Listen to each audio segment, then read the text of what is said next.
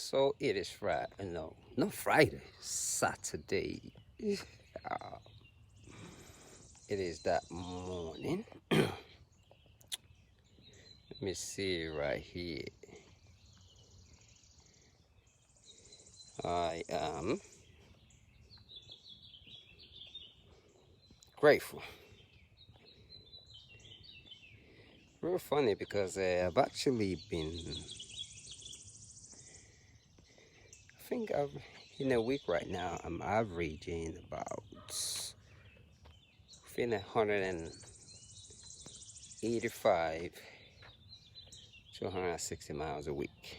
That's what I've been doing right now. It depends on what am I doing right here? It depends on the week. So some weeks I run the marathon the whole day or every day. There's some weeks I'll get a little shaky and I'll take one day off for just making sure I run the marathon. So I don't know how many marathons I've actually run yet in the last 1 month, but I think I'm almost up to like marathon number 30. Yeah, I kind of figured that. Number 30. Marathon number 30. And it's been an amazing experience to me just to get up and say to yourself, I'm just going to run a marathon no matter what. It is one of the most powerful experience that I've ever had in my life. Yes, just to get up and say, yes, I'm gonna run a marathon every day, no matter what. It is just absolutely amazing. The discipline that actually comes with it. To just want to challenge your own self to just get up every day, run the marathon. And this is after years for me of studying different philosophy of spirituality. What do I call it? Trying to get enlightened. Yeah. This whole thing about God or whatever you want to call it really started to spook me when I get into my mid-30s because of listening to that bird just speak, because of the different teachings that I've experienced. I remember growing up as a little boy in a mix of being a British born and trying to be an African, and how it was portrayed. It was almost like when I was growing up, I wasn't allowed to be an African. So when I started getting older, I began to study a lot. Oh, look at those beautiful flowers. I really just started studying, especially in my 30s, after I've fall down flat on my face because I literally did everything I was told. They said, do this, do that. But I just wasn't good at it. I wasn't good at looking for jobs. I wasn't good. It just wasn't my path. The job thing, the marriage thing, I tried it all. But one of the things that remains to me was the mind, how it works, and the whole thing behind spirituality. So I began to study hard. So I had to get over the whole thing behind, and especially the way some of the Judeos, I wouldn't even say Judeo anymore for now. Some of the school of thoughts, how they bastardized anything that is not their ideology or they understood. So for a long time, I went along in that route. I was born in the UK. So I just never wanted to be an African. I was on that mission where I spoke the proper English, I thought, quote unquote.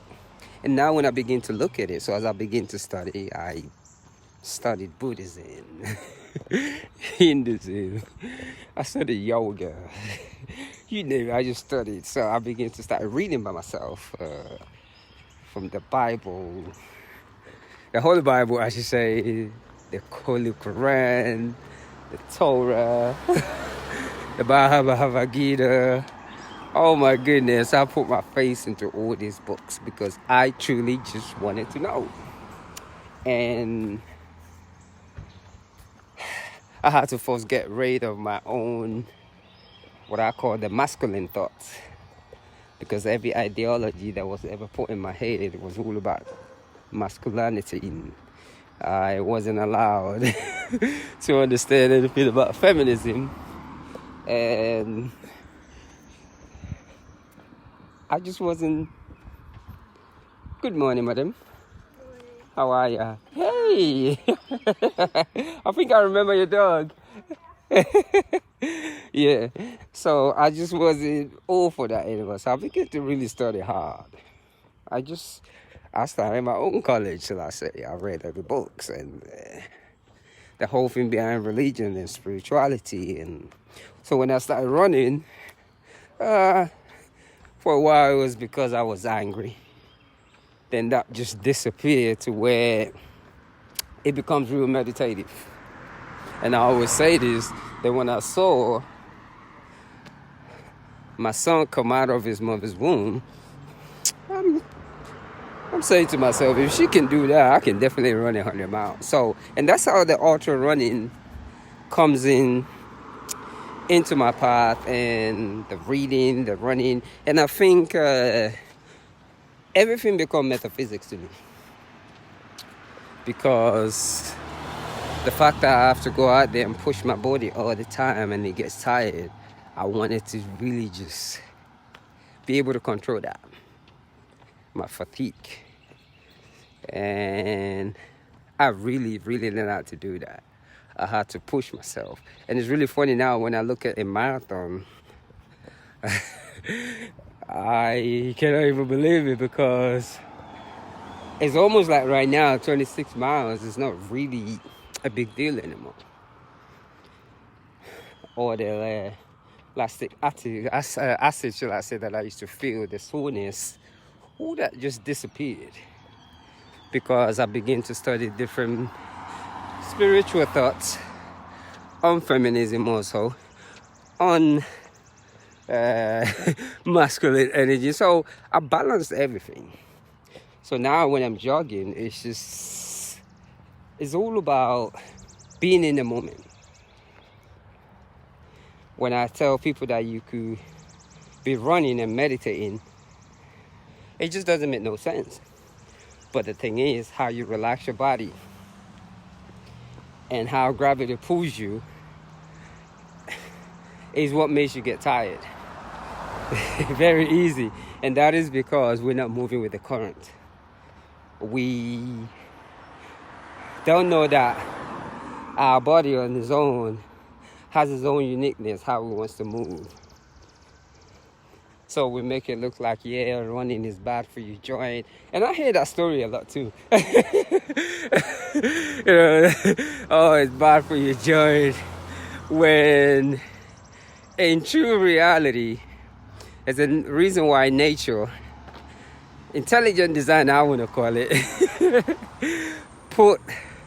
design your feet. And that is so that it can move and take you to where it needs to go. That's the way it's just designed. And the only reason why we tend not to understand it a lot is because we take yoga and the push-up side of things out of it. We don't even know that when we do those push-ups very slowly and squeeze all the muscles together, that's what gives us that strength. And because we don't know how to breathe, we look at,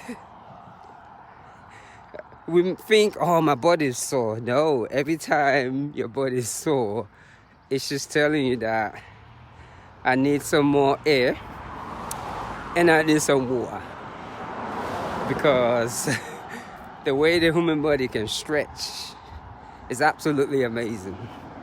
And a lot of time, the reason why we end up not being flexible, it is our emotions. The stress of life that we carry shuts our body down. It is just so funny that we don't even realize that. And for me, I realized all those things through different trials and error. If you tell me 15 years ago that, oh yeah, you could run a marathon every day, I would literally look at you like you've been smoking something, and whatever it is that you're smoking, I wanna try it, because it put things in your head that you don't even realize. But as time goes on, and through the yoga practice and doing a lot of push-ups and meditating, the whole thing about consciousness just becomes something else to me now. I look at it differently. Good morning, sir. I look at the whole thing called consciousness differently. It is absolutely amazing. I can't even begin to comprehend it.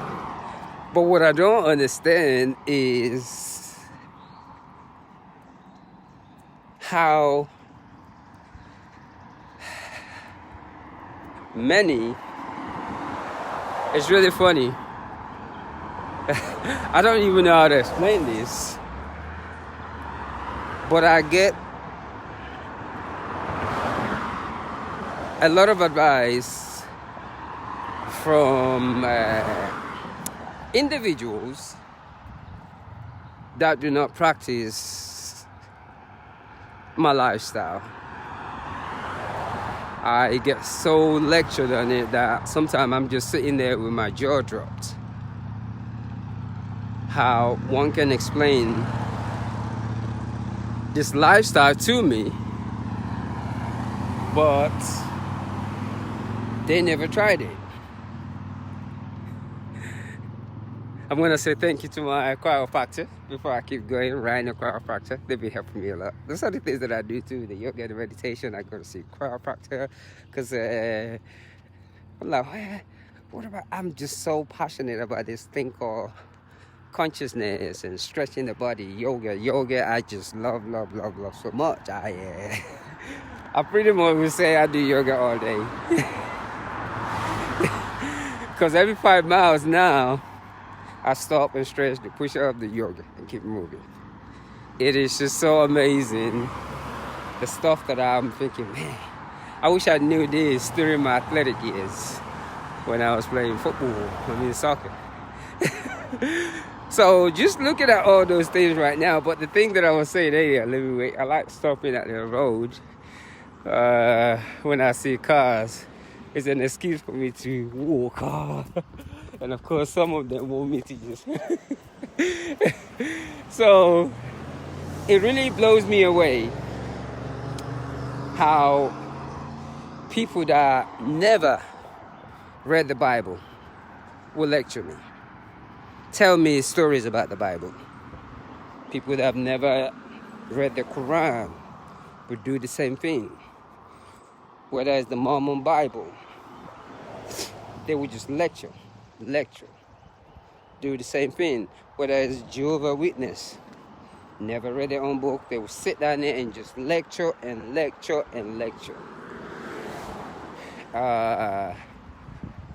I'll go to places where we're talking about health, wellness, and spirituality. Most of the people that lecture me the most, and I don't mean this in a bad saying, but their body posture, the way they look, can just tell it all. And I think it is really funny. It's usually people who are overweight, I will get lectured about spirituality, chakras, and as time goes on, I'm like, man, I really have to control my ego, because I'm like, what is it that? And I started to realize, I think it's part of our school of thought. We talk so much about what we don't know. People just preach. But the one thing is, they never even read their own book. Even if it's about yoga, they take a couple of classes. Everyone's got a certificate these days, and they will preach. And I guess the good thing that I've learned over the years is how to be a student. And being that student just made me become more aware of my own inner being, to where I just listen to myself. Even when it comes to running, I get lectures about what I need to be doing. And most of the people that even lecture me about running can barely run a marathon. And I mean, can barely. But I take it all in stride, and I begin to just question things that, could it be my looks? Could it be because of my cultural background? Because I have never in my whole entire life met people lecture, talked about things that they don't practice before, that they don't even include in their lives, that it just blows me away. And I think the hardest part, the humbling part for me, is the ability to listen. Because I realize, well, everybody is the teacher. I acknowledge that. But our culture here, we always want to be a teacher. We don't know how to be a student. We will talk about anything, spirituality. We even talk about monks that get up in the middle of the night. Hey, I'm one of those monks. I literally get up in the middle of the night every day. And the more I look at it, the more I listen to my own head, even more. The more I just don't give a biscuit about certain things. But I always make sure I learn from everybody. Because when people tell me, oh yeah, you need to go out in nature and walk around, look at the sun. And the question in my head, do you do the same thing? No. It just blows me the biscuit away. And I think a lot of times, sometimes I begin to realize maybe it's a chemical imbalance. It's almost like I'm afraid to talk sometimes, because now I become very sensitive to everything. I never want to put anyone down. Because it's that power. When you become so powerful within yourself and become grounded, you never want to say anything to hurt people. I mean, like I always see when people who are drunk to the piss, alcohol, smoke all type of drugs, get lectured all day by it. How this God, this, and talk about discipline. And it is really funny. And I don't want to put a name on it,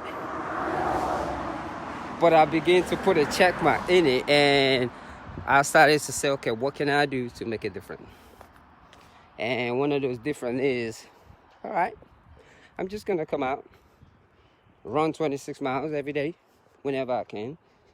And that's what I said. And just post it on the social media. Because talk is cheap.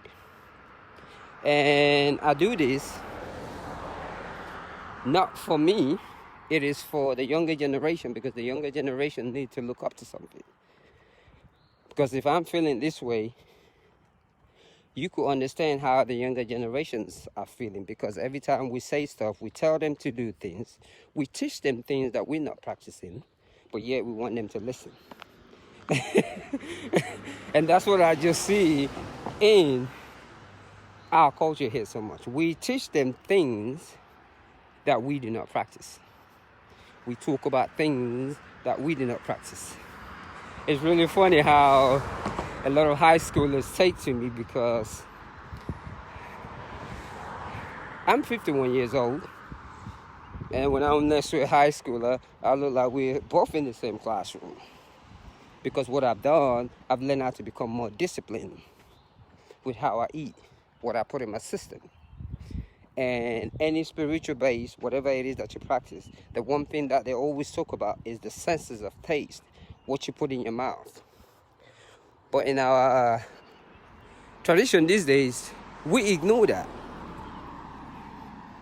We cannot even, I can't even say anything about all those type of things. It's really funny how all day long I hear people say, yeah, what are you going to do with yourself? What are you doing with your career? What are you doing? And I'm just quiet. But all I have to say, let me talk about weed. Oh, they get angry. Let me talk about the alcohol. Oh, they explode. Let me start question their religion. They get really exploded. And to me, I laugh these days because I always ask, what is a career? Because if you have all these things that you claim that makes you happy, you're drinking, you're smoking, and your nice job, and your nice house, why is it that I can question it and you get angry, but all day long I hear do this, do that?